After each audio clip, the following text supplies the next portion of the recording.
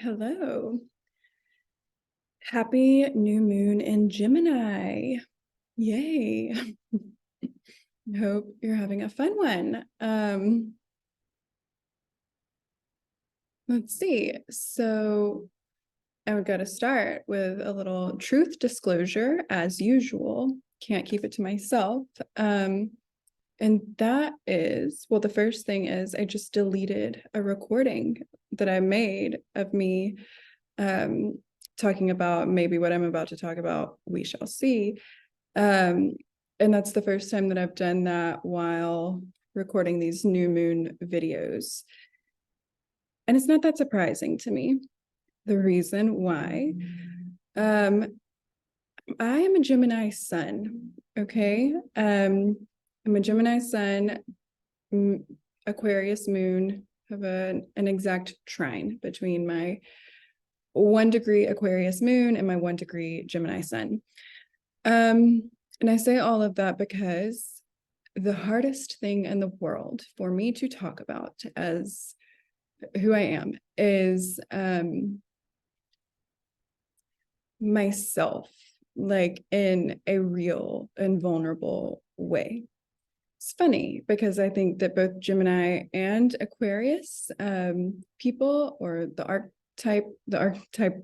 archetypal expressions of these energies in the world, you wouldn't think that talking would be something that we would have an issue with. But I think a lot of people might agree that establishing real emotional intimacy and connection with both a Gemini and an Aquarius can be quite challenging. And so part of that, I think, is because as air signs, as thinking beings, and that's truly what air, the intellect, communication, idea sharing, all of this, kind of what it's rooted in, comes really natural to these archetypes. But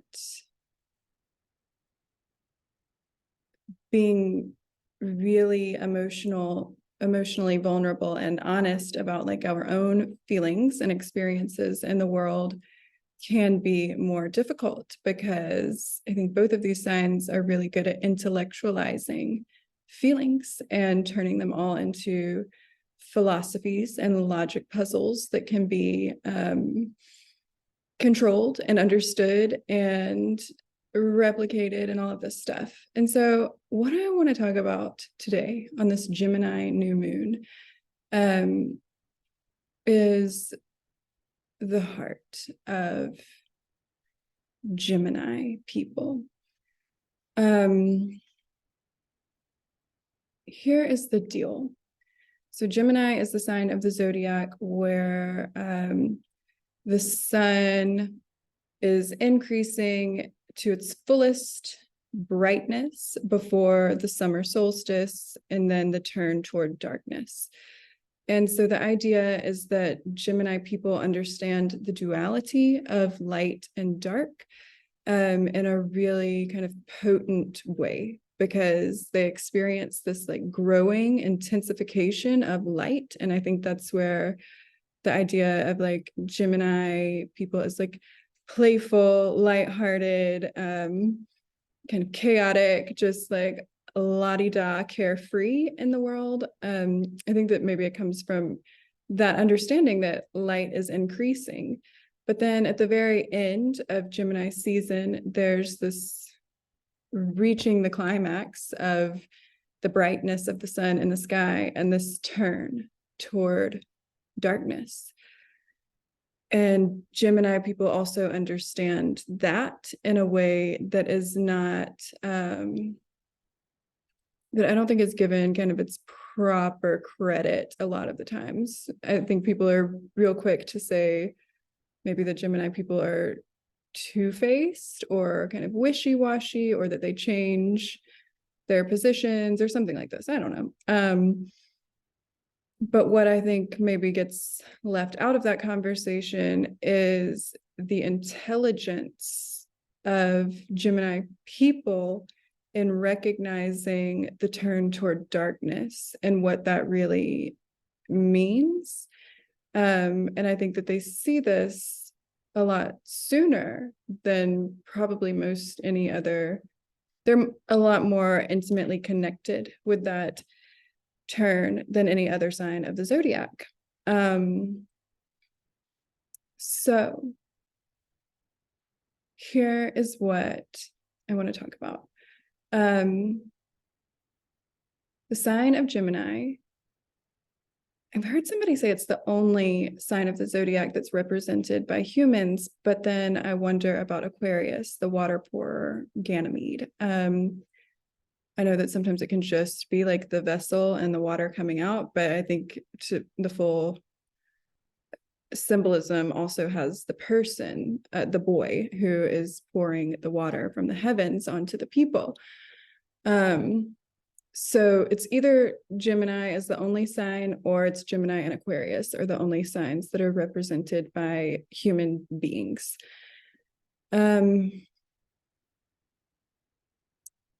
I want to read this letter, okay? This is a letter that Albert Einstein wrote to his daughter. And his daughter, this is in a magazine that I just found today. It's called Mind, Body, Spirit. This is the first time I've ever read it. This is a paid advertisement. Just kidding. Okay, here it is. So this is what Einstein said to his daughter. Just kind of appropriate too. We're on Father's Day weekend here. There is an extremely powerful force that so far science has not found a formal explanation to. It is a force that includes and governs all others and is even behind any phenomenon operating in the universe and has not yet been identified by us. The universal force is love. When scientists looked for a unified theory of the universe, they forgot the most powerful unseen force. Love is light that enlightens those who give and receive it. Love is gravity because it makes some people feel attracted to others. Love is power because it multiplies the best we have and allows humanity not to be extinguished in their blind selfishness. Love unfolds and reveals. For love we live and die. Love is God and God is love. This force explains everything and gives meaning to life. This is the variable that we have ignored for too long. Maybe because we are afraid of love, because it is the only energy in the universe that man has not learned to drive at will. To give visibility to love, I made a simple substitution in my most famous equation. If instead of E equals mc squared, we accept that the energy to heal the world can be obtained through love multiplied by the speed of light squared, we arrive at the conclusion that love is the most powerful force there is because it has no limits. Beautiful, Einstein, beautiful. Does love have no limits? This is the question that I have for love and for Einstein, honestly. Because I think it might. I think there might be limits to love. And what makes me think this?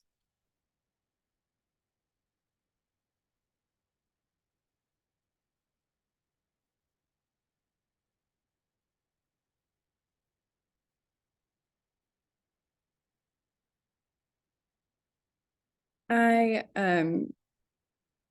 grew up in a Southern Baptist evangelical church in Alabama.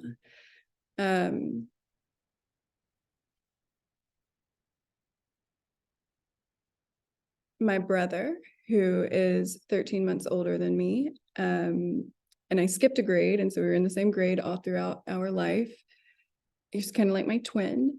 He is amazing. I love him.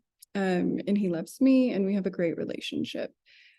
But we do have a difference between us. And I don't know, honestly, I should have this conversation with him probably before having it with the YouTube. But he said to me one time when we were in high school and we talked about important things that we cared about. We talked a lot about spirituality, about goodness, about love, about how to be the kind of people that we wanted to be in the world.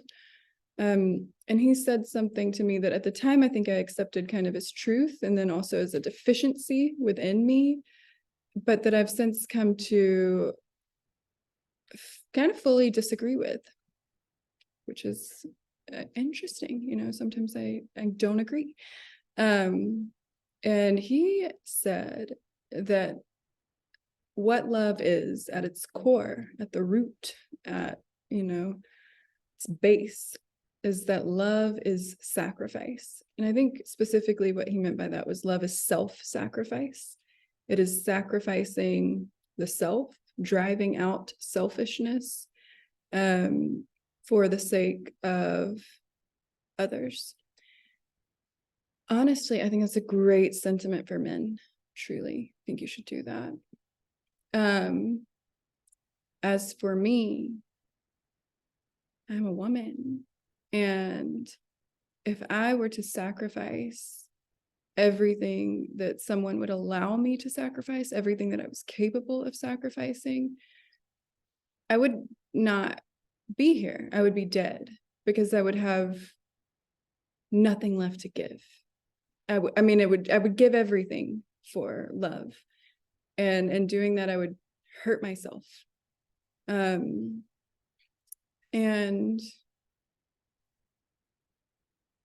this, I think, is the limit to love. And I know in the Christian tradition, there's this thing about like God sending his son to be crucified on the cross. And I mean, this is so deep and complicated, but it's like, is God committing suicide here? Like, what is this, you know? In this story, like, how are we supposed to understand what is happening here? And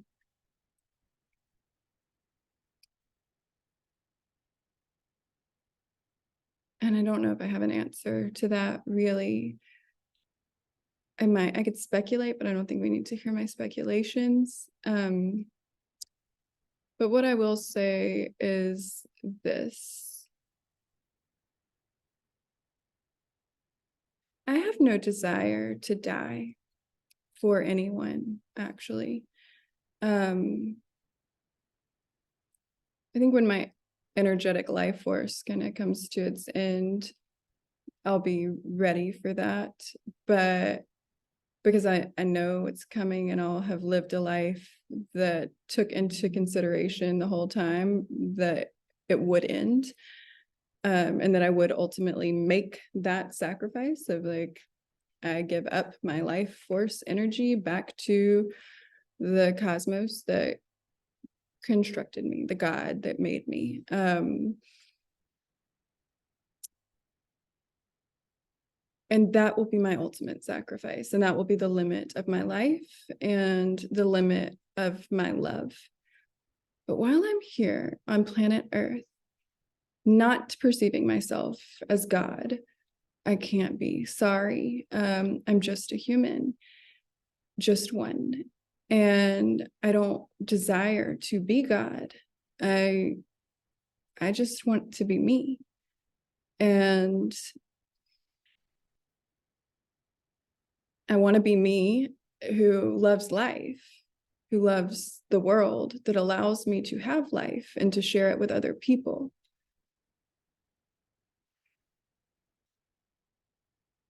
And so I disagree that love is sacrifice. Also, there's another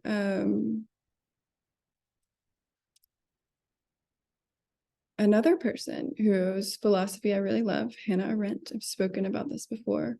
And she defines love as craving. Love is longing for perhaps a future, or for something that will cast out all fear and allow for a fearless existence, which is that's a Christian principle too. For perfect love cast out all fear.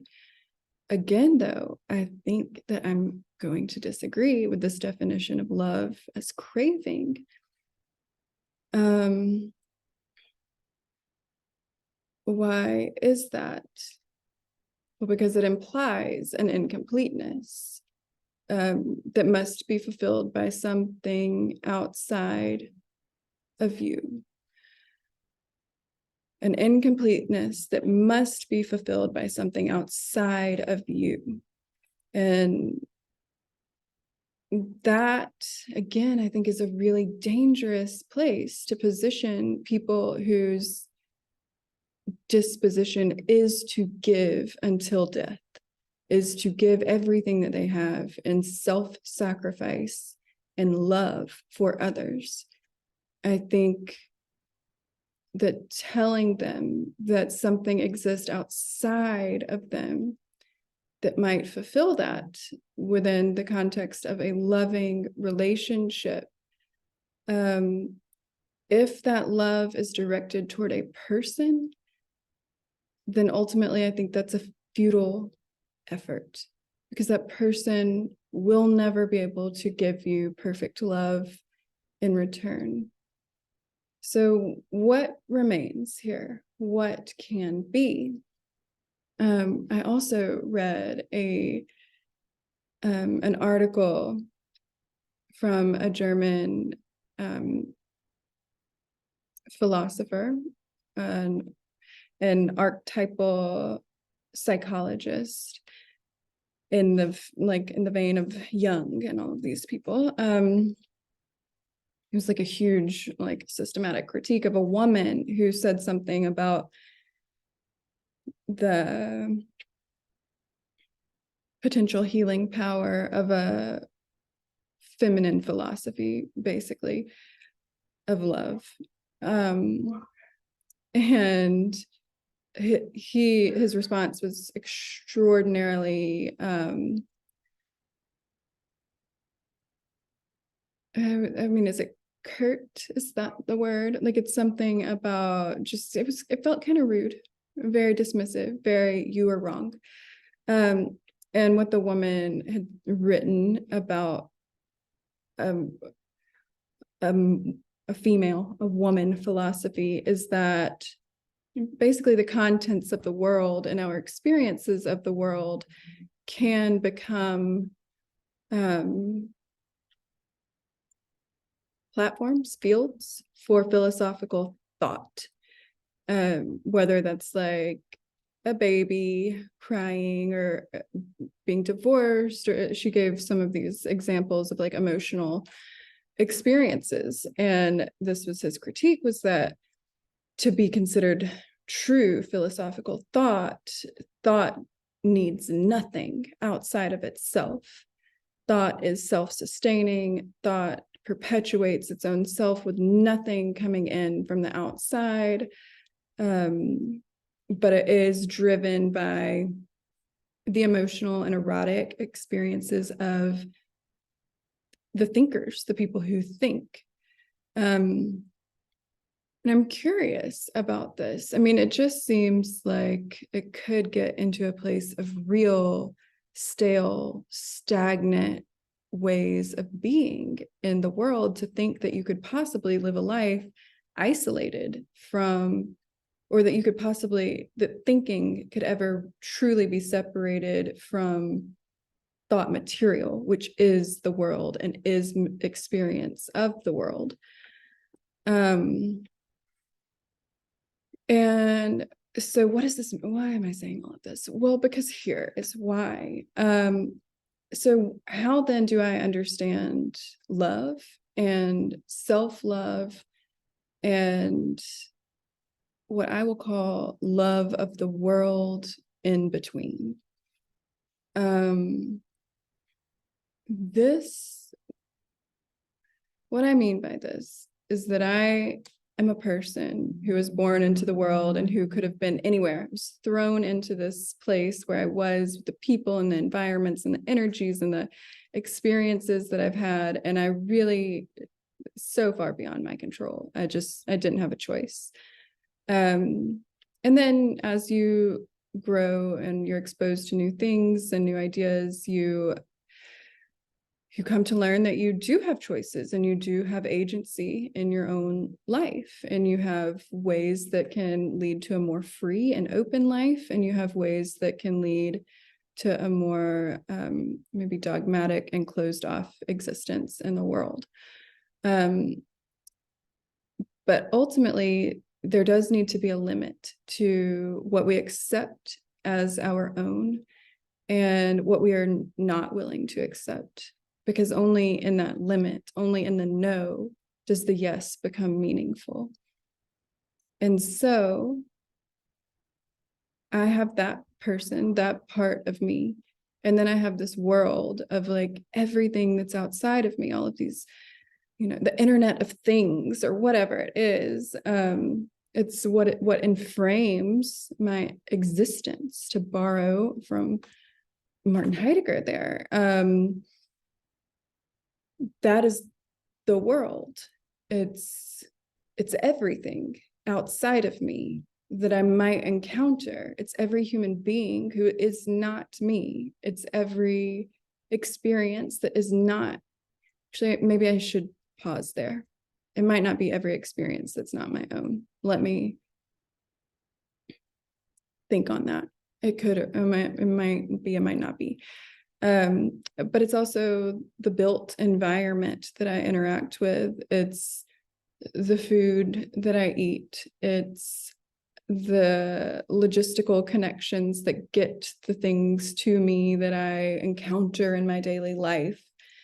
It's the books, it's the flowers, it's everything. That is what the world is.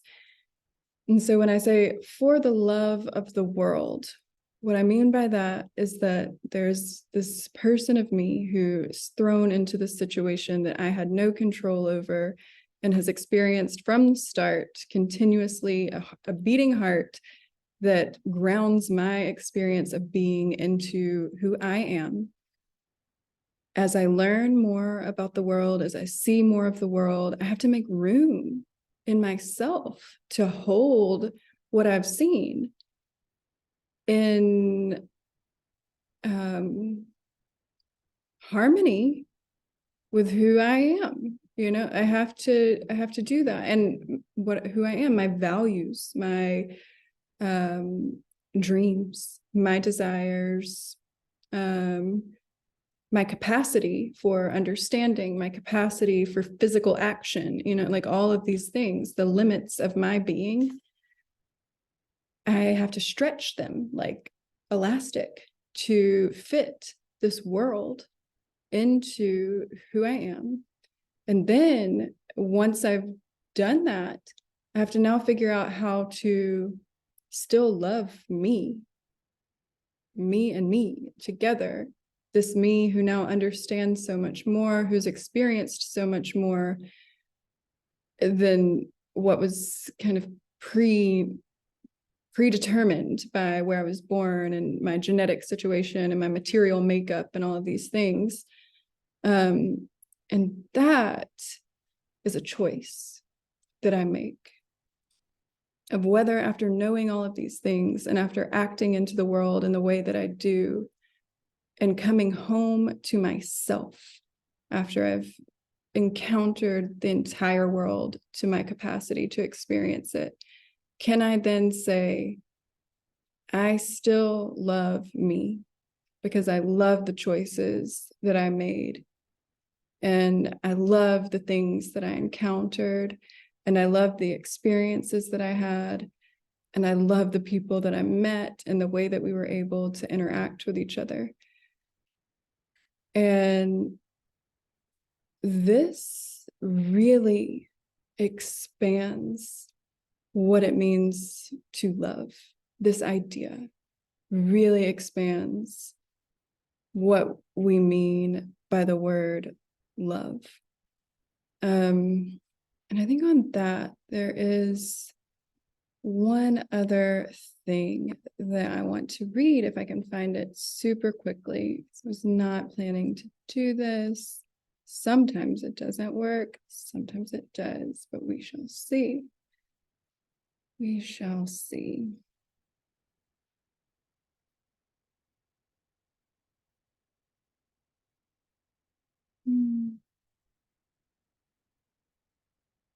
I think I found it.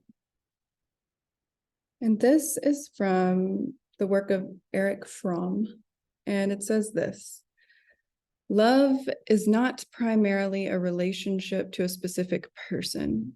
It is an attitude, an orientation of character, which determines the relatedness of a person to the world as a whole, not toward one object of love.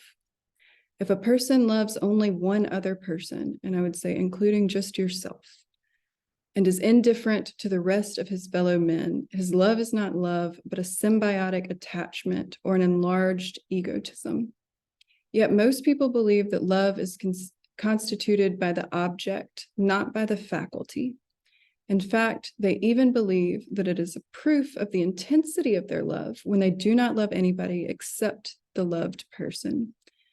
This is the same fallacy which we have already mentioned above, because one does not see that love is an activity, a power of the soul.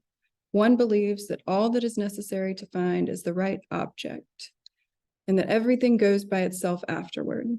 This attitude can be compared to that of a man who wants to paint, but who instead of learning the art, claims that he has just to wait for the right object and that he will paint beautifully when he finds it. If I truly love one person, I love all persons. I love the world. I love life. If I can say to somebody else, I love you, I must be able to say, I love in you everybody. I love through you the world. I love in you also myself. I think that's really beautiful. And I think that's why love can't mean pure self-sacrifice. And love can't mean pure craving. Instead, it's an amalgam of every possible reality and the ability to look at it and to say, wow, that is beautiful. And I love it. I'm grateful. And so, yeah, I think Gemini people, honeys, there's so much more depth here than what we're getting credit for. Hope you have a great day. Bye.